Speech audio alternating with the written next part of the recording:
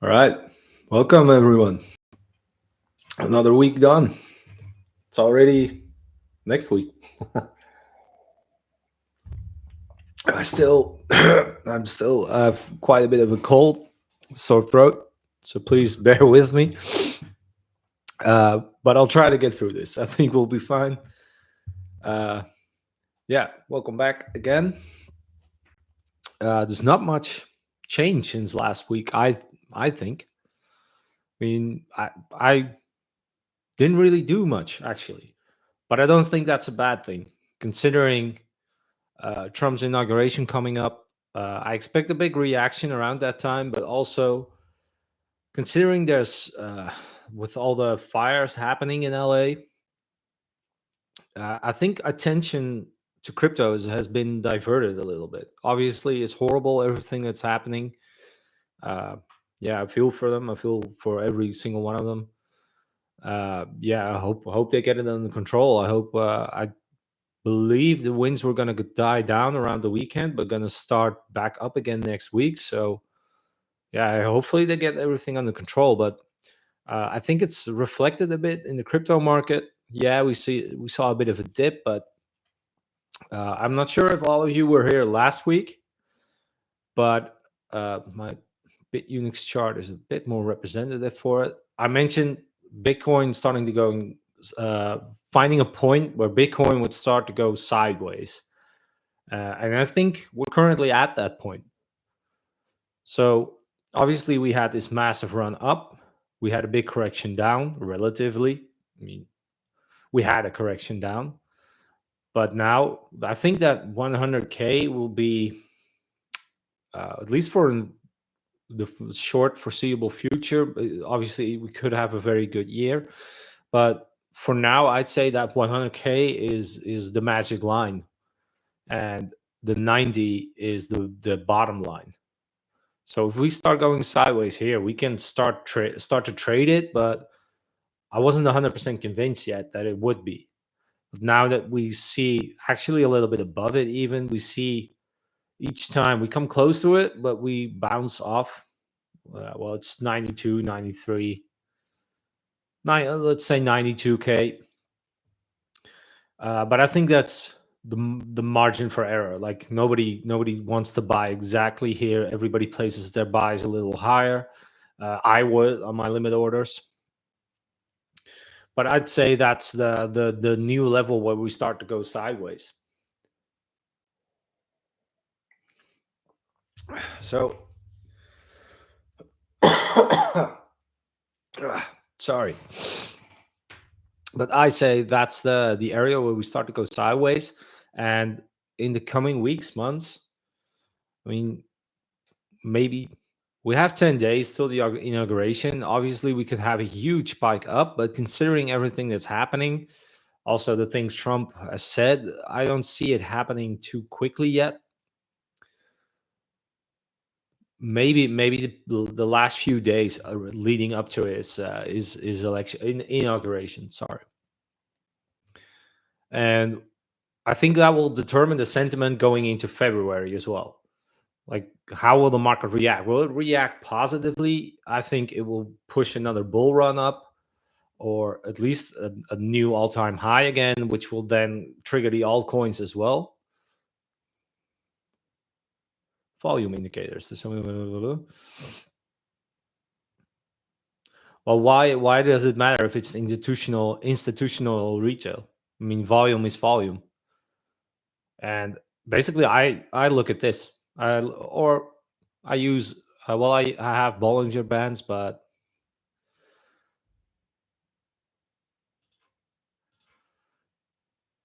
mm,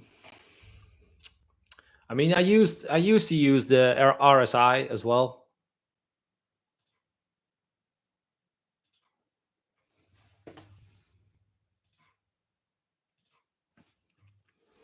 But this is how I used to trade: naked price, support, resistance. But I'd figure I'd rely more on this as a way of, like, well, you can see it. Like, it reaches a bottom line and it starts to bounce up. Usually, that's also when volume comes back. But you can see here, obviously, this was heavily market related. Everybody saw these huge spikes up, which has to be institutional buys with considering how big Bitcoin is. So yeah, institutional buys trigger other buys, regular consumers, but also smaller parties. And how do you? Well, I determine the strength of a trend on the candles, on the previous candles. Like if we see, I think it's a good example. Let's zoom in a little bit more. Let's grab the 4 hour. Gets the point across a little bit more. So someone always told me, turn off all your indicators. Don't use anything. Look at what the price is doing. Naked price action. Look at what the price is doing. So these candles, I mean, you could turn them green, blue, yellow, black, whatever you want, and they would still tell you these exact same things. So around this area, we see a massive push up. And even if it's an uptrend, if we see a massive buy, other people are going to start selling. So it's a given that this happens. Obviously, this big push down isn't to be expected, but the push up is. Every single indicator basically tries to predict these tops and bottoms. Every single thing does it. But an indicator is nothing more than a representation of naked price action. It only makes it easier for you to see it. So yeah, you could use volume indicators. Obviously there's hundreds, if not thousands, but if you see every single candle is tiny and then you have a massive candle, that's big volume. It has to be. Otherwise, the price would not move that much. So massive volume, it's all correlated. Also, indicators are all lagging. So I don't use a lot of different indicators. I don't need to use them. I find that if you use or rely too much on indicators, you start to get confused. They cloud your judgment basically. You get so dead set on finding a certain trigger, certain pattern, certain flag that you forget the most basic action. Like here we can see the same thing happening. We have a big sell down and then we see a push up because basically all the cells of all the next few candles are exhausted into one candle, or one big seller does it, but the tiny sellers tend to hop onto it, or tiny short sellers, whatever. Every single time we see a big candle, we see a movement up. You see a correction back. And obviously this happens on smaller time frames, but it also happens on bigger time frames. So that's why I zoomed in. I went from the 1 day to the 4 hour. And then we see this happening much more clearly. But if we go back to the 1 day, you can, these small volume, a smaller volume day, smaller volume day, big volume day. So today, small volume, but we had massive volume down the last few days. So it's you could say, obviously it could break this level and it could go further down. But if you're looking to dollar cost average in or open a trade, you might be a little bit too late on this one. If it's a short-term trade, but you could open along here. I personally find this a good position, but I bought on this one. So I bought my spot here. I did not sell here. It went back down. So I'm basically at a break-even point now. So I'm not gonna buy more now, but I'm looking to buy more around this level, possibly here as well. Might do a little leverage trading, but I'm still taking it easy just because I want to. I don't want to trade too much at the moment. But if I wanted to trade, yeah, I'd look around this area. And hi, Kurimer.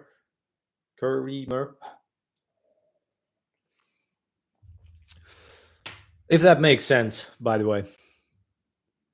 But one tip I could give you is try to look at naked price action and don't focus too much on indicators. This is how I look at it, at least. Sorry, I still have quite a bit of sore throat. Also, why I'm not trading as much. Right after this, I'm going back in the couch with with a blanket and some hot tea because I still feel like crap. Hopefully, it clears up, but yeah, it's my own fault for celebrating New Year's too too heavily. What I did wanted to do today was weird. What I did wanted to do today was let's look at some crypto bubbles. Like, let's look at something interesting. I hold some virtual. So virtual, I did not DCA more into. I could actually buy a little bit more of virtual today. Yeah, that could be quite a good one, considering it's close to that low. Huh. That could be it there. I'm still waiting for Pengu to go parabolic. Like, yeah, it had a great launch, but I actually have a few $100 into this, so it would be good. Would be fun if that did well. But I'm not big on meme coins at the moment. I'm feeling, I don't know, I'm kind of divided on them. Like, some of them, yeah, have a lot of potential, but I don't know. Lately, I've had a lot of bad luck. I'm hoping to find some, I don't know, some legitimate projects, but yeah. As I said, I'm hoping to find some legitimate projects early on. We all are, of course, but something that in the few 100 million maybe mark, something like that. There's nothing really strikes me, you know. It's different from the last bull runs where I thought, yeah, this is gonna go absolutely crazy, and I used to be right. So I don't know. Memes have kind of, or at least scam coins have basically have ruined it a little bit, or at least my enthusiasm for memes a little bit. Because yeah, you win when you win, but when you lose, you tend to lose a lot. But it's also very quiet trading, very relaxed style of trading, actually. Um, so the role of volume, as I said, volume is always correlated. Volume, price, amounts, everything is correlated, and there's basically all these charts, all this stuff, all the lines it's nothing more than just a visual representation of what's happening in the markets. Hmm. Now we want volume because if we don't have volume, then we don't have these tops and bottoms, and we can't trade. And we want to trade, so we need volume. So volume is good, um, but age-old saying is the trend is your friend. So I always try to trade with the trend. I'm not big on shorting, regardless. It kind of goes against my nature. So I'm more on longing. If I do trade leverage, I'm always trying to trade a long, and I skip shorts mostly. But yeah, always I try to look for these big spikes down, exactly like this candle. You see this happening. Like, if you do, you're not gonna time the bottom exactly, but if you manage to buy somewhere around here, even if it's a spot buy, you wouldn't even need leverage for this. Even if it's just a spot buy and you hold for the next few days, that's still almost 10%. And even on low leverage, like a 3x, that's 30% in 2 days. Any day, I take it any day. And especially with the lower leverage, you can afford to take a little bit more risk. So you can afford to keep it open longer. And also, if it does go south, it's not such a huge hit straight away. I'm not saying you should open trades with like thousands of dollars, your entire holding straight away. But I personally, normally I take like 1 to 2% risk, but on these lower leverage swing trades, I go higher. I usually try to wait until they're a little bit of profit, set my break even, and maybe add some margin even. But so far it's worked. So far it's worked. But I like. I've said it before. I like to trade with as less stress as possible. Very laid back in that regard, because I used to do it all. I used to do forex trading, have 500x leverage on forex, uh, big leverages on crypto, trading bots, blah, blah, copy trading. I did it. I did everything. Won thousands of dollars, lost a lot as well. Overall, I won more than I lost, and I decided to stop because I couldn't focus. I lost all focus during the day. Like if anyone called me, I wouldn't answer the phone because I was busy watching something. And yeah, I completely shifted this perspective now. So now I'm just mainly focusing spot, little leverage trade here and there.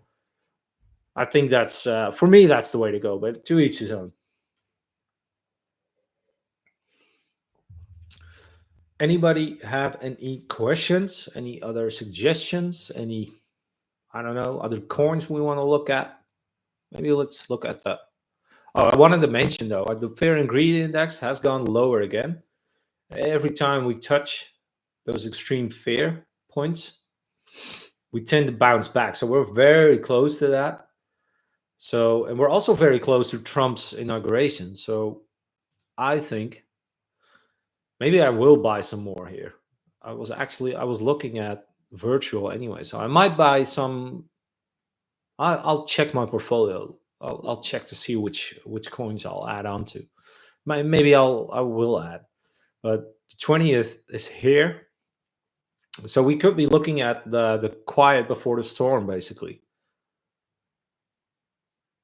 But usually, yeah, usually this is what we see. We don't see this big sell off until like like buy the rumor, sell the news. I don't know. Usually we see this happening up to and then the big sell off after. But I don't know. It wouldn't be Trump if it, if it was something special happening. Like I said in the last stream, or in my last video on my channel, he likes to stir things up. He likes to change things around, do the exact opposite of what people expect him to do. So I guess that's kind of his charm as well, as far as you call it, charm, I suppose. But yeah, yeah, it could be very profitable. I think I will do some spot buys today. Yeah, I'll have a look right after this stream. I'll have a look in my portfolio, or at least in my main portfolio, my spot portfolio. Along on Ethereum.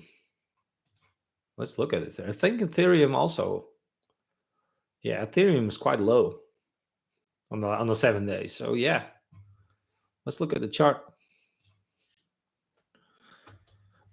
Main reason why I look at the Bitcoin chart, basically only the Bitcoin chart, is because usually Ethereum, all the others, if you overlay all their charts of, let's say, the top 10, usually they're almost identical because they all tend to follow Bitcoin.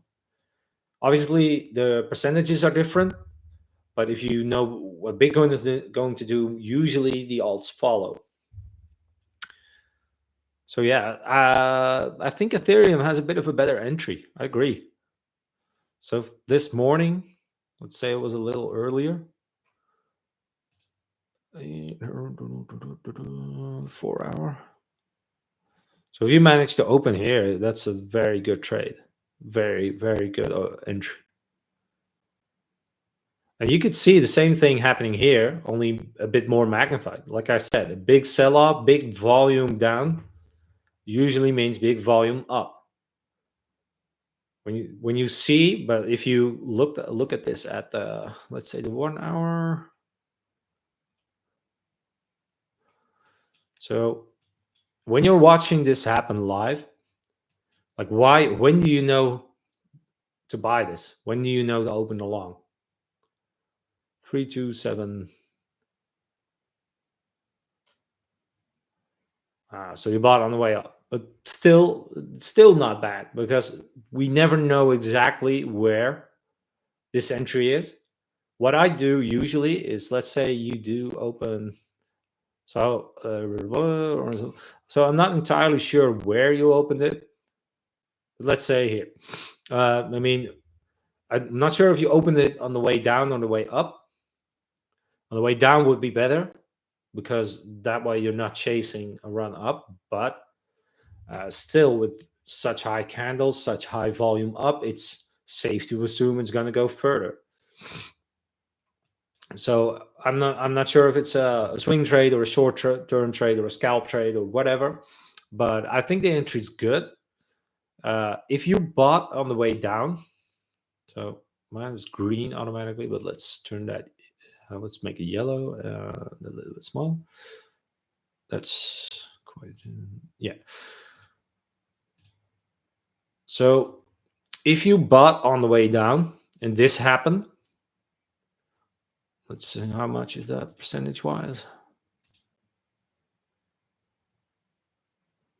Well, it's not too bad. It's not too bad. It looks worse than it is.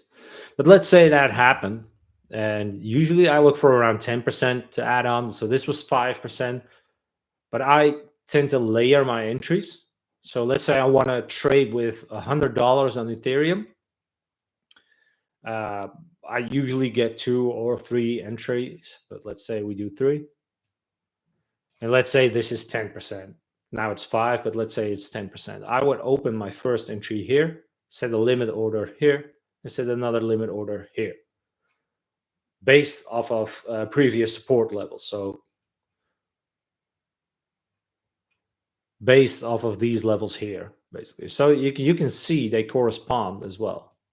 That's probably why those candles started to deviate there as well. So it's not an exact match, but it's pretty close.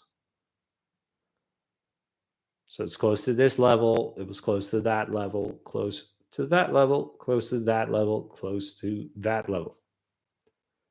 And here it tried to break it, but it reversed and went back down. It did not close above it. And you can see the same thing happening here. So without even looking back at the previous candles, you can already see that they correlate. That there is some correlation between previous prices. So it's safe to assume a price bouncing off of those levels to see some movement around that area. So that could very well, if you want to spread your entries, and it's what I do on a swing leverage trade. So on a low leverage 3x, open for a while, thinking like I'm gonna open it now, Bitcoin in a few days. If it does go south, yeah, I'd add a little bit more. So basically $33, $33 makes 100. A little shy of it, but you get the point. 33.33, 33.33, etc. So we don't have a really big audience today, but I guess it is what it is. So if you have another question, feel free to ask it.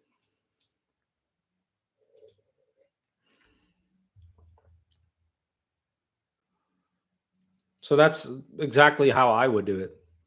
Start with a small amount.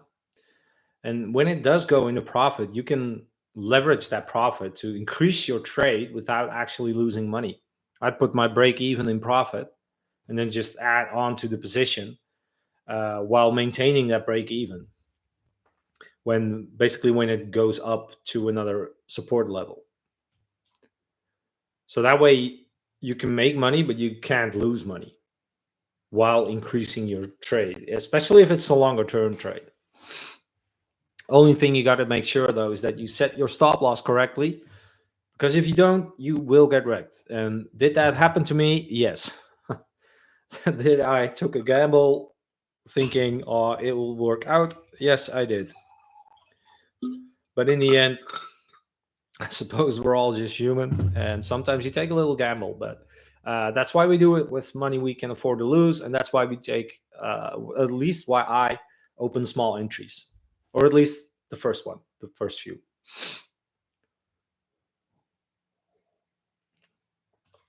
And I like this message. Bitcoin speculators panic sell at 92K in good time for accumulation. This is basically exactly what I was thinking when Bitcoin went down.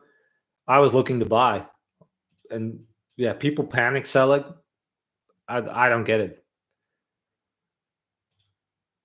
Yesterday or 2 days ago, a friend of mine, he contacted me. He said, like, when is Bitcoin finally going to go down? I want to buy more. And I told him a few months ago, the beginning of last year, or somewhere around that, Bitcoin was still at 55K, and he was looking to cash out. And I said, "What? Why are you trying to cash out?" Because I'm done. It's crap and blah blah blah. And now he's asking when Bitcoin is going to go down. So he sold his Bitcoin, and when it doubled in price, that's when he was looking to get back in. And I'm saying, I told him, you're doing the exact opposite of what you should each time, each and every time. And when Bitcoin goes down, you're selling. When Bitcoin goes up, you're buying. You're doing it's the textbook rookie mistake to make. Uh, Not saying you should not buy now at around 100K, because I think in the next few years it's going to go much higher than that. But when the market's red, when crypto is down 10%, Bitcoin is down 10%, altcoins 20-30%, that's the moment you need to buy. That's much more important than any market analysis you can do, any charting you can do. Just look at what the price is. Is the price 30% cheaper than 2 months ago? Instant buy. I wouldn't even think about it. I just buy. Now, the amount you buy is up to you, is up to each his own. Any money you can afford to lose or want to invest or whatever. But when crypto is down 30% overall, that's when I buy. And it's not that hard. I mean, it feels hard in the moment, but it is actually that easy. And it's what others did as well. It's what Connor did as well. Connor lost everything he bought at the absolute top when he started in crypto. Crypto crashed. Uh, he basically lost everything, and that's uh, it's how he told me, is what he thought to himself, like, I'm either completely done with crypto, I'm going to go back to work, or I'm just going to start building again. That's what he did, and now he's this massive successful YouTuber. So someday I hope to achieve what he has, considering he has a few apartments and whatever. But uh, yeah, I'm not that far yet, but I'm doing okay. I'm still building, and yeah, I missed the first few, but crypto is going to go much higher in the next few years, or at least the next 10 years. And yeah, working towards my eventual retirement, it's going to be absolutely crazy. I think in 10 years you could be look if you start now fresh with I in my last video, I don't know, just give me 1 second. In the last video I did an example of let's see, compound interest calculator. My last video I did an example if of a person starting in crypto now, holding $5,000, starting with $5,000. And Bitcoin has done 100% over the last year, but it's done 100%. It's done better. It's done worse, but in general, it tends to do 100% annually. So let's say, well, let's say, I think, well, not everyone, but a lot of people will be able to afford this. So a lot of people will be able to afford this compound interest calculator. We start with $5,000. Annually, we make 100% on our asset. Well, obviously, we hold more than one asset. Some will do better, some will do worse, but let's say we average out to 100% a year on our portfolio. Now, each month we add $300 to that portfolio. Usually, salary comes at the end of the month, so we put it in at the end of the month. You could increase this, but as you can see, it's not really needed. And we calculate it. This is your future investment value. This is the power of a compound interesting. And when I first started in crypto and stocks, and someone showed me this, and I told him like, "Fuck off! Like, there's no way." It's that simple. I was shown it in stock percentages, so it was a little bit different, but it is that. Well, it's not easy. We want to say it's easy, but it can be that easy. And that's the power of just adding in monthly. It's what I do personally. Every month, I buy more of both my stock portfolio and my crypto portfolio. And if I do make some massive returns on crypto, I do tend to also shift it into my stock portfolio. Um, that would delay this process for a few years. I have not calculated that, but sometimes I also think it's safe to just pull out some crypto or some cash, depending on the asset. Like meme coins, I would not hold for 5 years. Nobody should, because well, at least most of the meme coins are going to go to absolute zero in a few weeks or months. And yeah, I wouldn't do that. But this, as I said, this is the power of compound interest. And you could, let's say you have, I don't know, $2,000. Let's say you live in a country where you make some less money, where the dollar is worth more, I don't know. Even then, with $2,000 starting from money, and you put in $150 monthly, you still end up with a massive amount of money.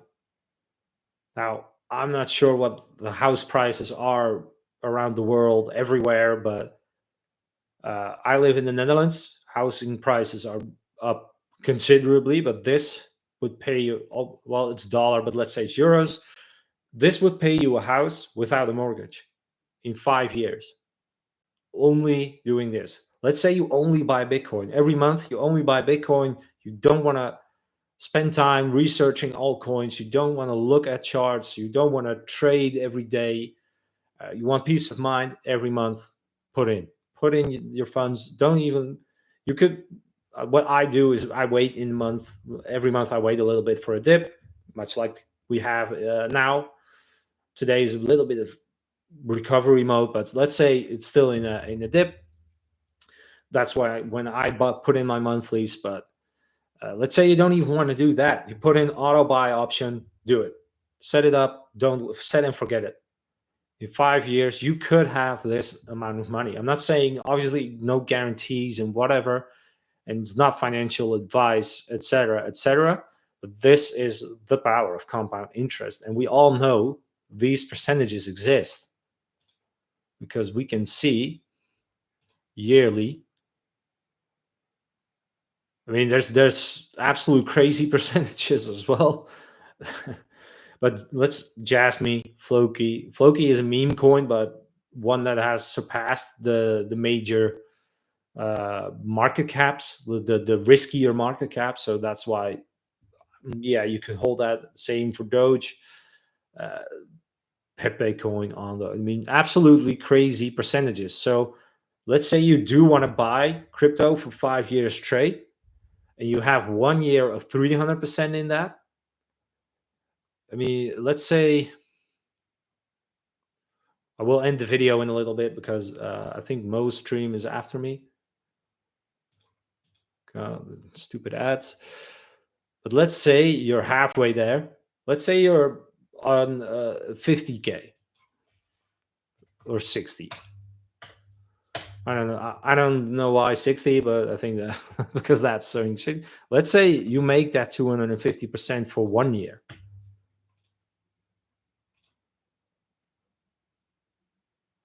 I mean, that's absolutely insane that these possibilities still exist. And people saying I'm too late to get into crypto, we've missed the boat. You're wrong. I think you're wrong, honestly. And especially with all the pro crypto people coming into the markets, companies buying crypto, uh, looking for ways to legalize crypto, looking for ways to legally move stock market funds into crypto. I think for the next few years, we're absolutely set. And all we have to do is put in those monthlies, because those monthlies are much more important than the initial funds we have. So I'm going to leave with that. Unless someone has a really short question, I'm going to close out the stream.